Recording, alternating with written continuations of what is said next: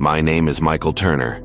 I'm 40 years old, I live in Columbus, Ohio, and for most of my adult life, I've been obese. Not just a little overweight.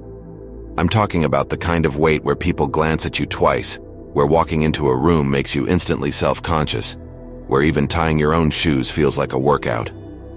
But the day that broke me, the day that shattered me in a way I'll never forget, wasn't at a doctor's office. It wasn't a blood test or a health scare. It was my daughter. It was a Saturday afternoon in June of 2018. My little girl, Emily, had just turned 10. We'd invited a few of her friends from school over for a small birthday party. I remember standing in the kitchen, sipping a soda, trying to stay out of the way while the kids laughed and played in the backyard. And then I heard it. I wasn't supposed to hear it, but I did. Emily whispered to her best friend, thinking I couldn't hear from the sliding glass door. She said, "I don't want my dad to come outside. He's too fat. It's embarrassing." Her words cut through me like a knife. My daughter, my own flesh and blood, was ashamed of me. Ashamed to have her father seen in front of her friends because of my size. I felt my throat close up, my chest tighten. I put the soda can down and just stood there, staring at my reflection in the glass door.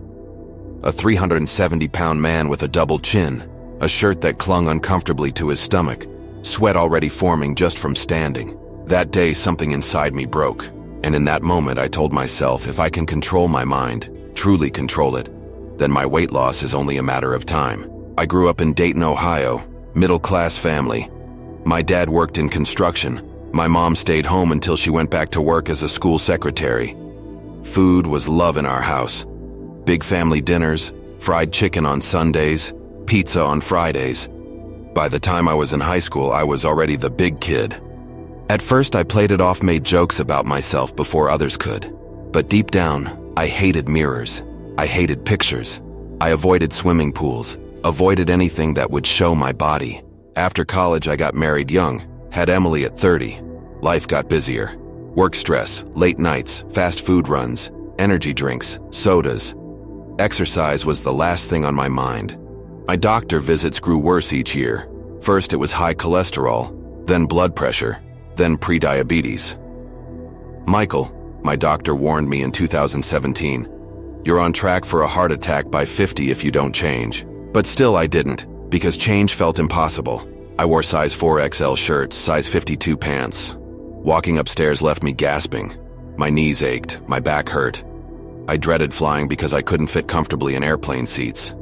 Even walking through a grocery store felt exhausting. Socially, I withdrew. I made excuses to skip gatherings. I avoided reunions. I felt like a prisoner in my own body. And yet it was my daughter's words, not the doctor's, that finally crushed me. That night, after Emily's party, I sat alone in the bathroom, door locked, lights off. I sat on the edge of the bathtub, holding my head in my hands. I replayed her words over and over. "He's too fat. It's embarrassing." I couldn't blame her. She was 10. Kids don't filter their honesty, but it broke me because she was right. I was too fat, I was embarrassing. I thought about the future. Emily's high school graduation. Would I even be alive? Walking her down the aisle someday, could I? Or would I be the dad who died too young, remembered as the one who could never stop eating? That night I didn't sleep. At 3 a.m., I opened my phone and searched how to lose weight when you're over 300 pounds. I stumbled on stories of men like me, fathers who had lost 150 pounds. It didn't seem real, but something inside me whispered, if they can, maybe I can. The next morning, I did something I hadn't done in years. I stepped on a scale, 370.6 pounds. The number glared at me like a death sentence. I stared at it and whispered out loud, "This is the last time I'll ever see a number this high." I made a promise to myself. This time I'd change, but I wouldn't do it alone. The first week was brutal. I cut out soda, 20 years of guzzling Coke and Mountain Dew, gone overnight. My body screamed for sugar. I had headaches, mood swings. I wanted to quit. I downloaded MyFitnessPal, started logging everything I ate. The truth was horrifying. Some days I'd been eating 5,000 calories without even realizing it. Fast food twice a day, chips at night, desserts after every meal. I started small. Chicken breast, vegetables, brown rice. I forced myself to drink water, just water. A gallon a day. The gym, that was hell. I walked in at 370 pounds, surrounded by fit 20-somethings lifting weights, running miles on treadmills. I felt like an imposter. People stared. Or maybe I only thought they stared.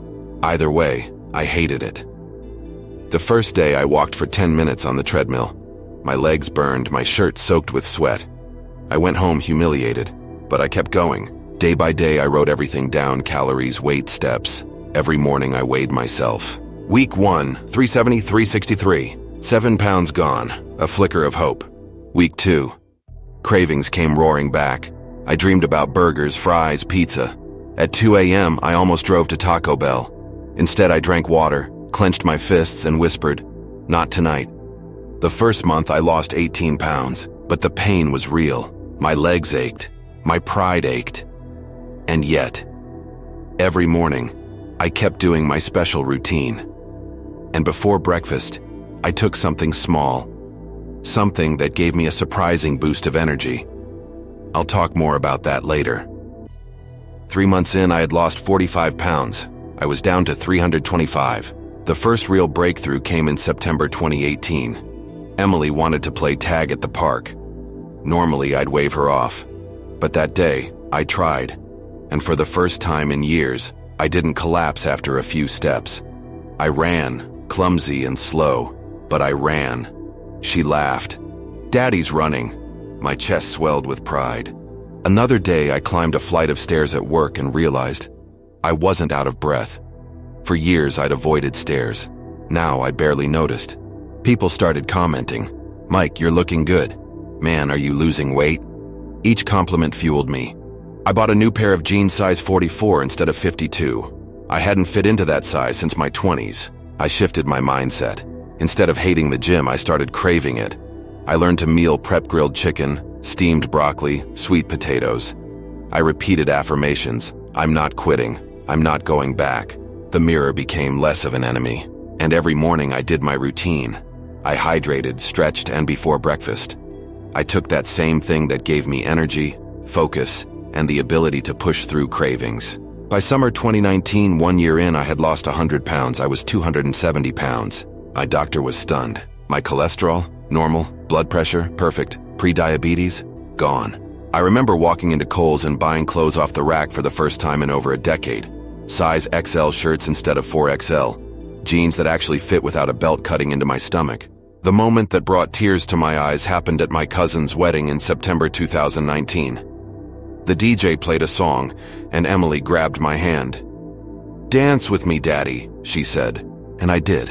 I danced in front of everyone, without shame, without gasping for air. For the first time, I felt free. Later, my aunt hugged me and whispered, "You look 20 years younger." For once, I believed it. By 2020, I hit my ultimate goal, 250 pounds. A total loss of 120 pounds. Looking back now, I see my old self with compassion, not disgust. That man was broken, tired, lost. But he kept fighting. I learned discipline beats motivation. Motivation fades. Discipline stays. I learned patience. The weight didn't come off overnight. It was one choice, one day, repeated thousands of times. I wrote down everything, every workout, every meal, because I wanted to remember the journey forever. It wasn't about vanity. It was about health, about being alive for Emily, about proving to myself that I could change. Today, I'm 250 pounds. I hike trails on weekends. I play basketball with Emily, who's now 16. I jog in the mornings, smiling at the sunrise. I no longer hide from mirrors. I no longer dread photos. I no longer feel ashamed of who I am. If you're listening to this right now, maybe you're where I was.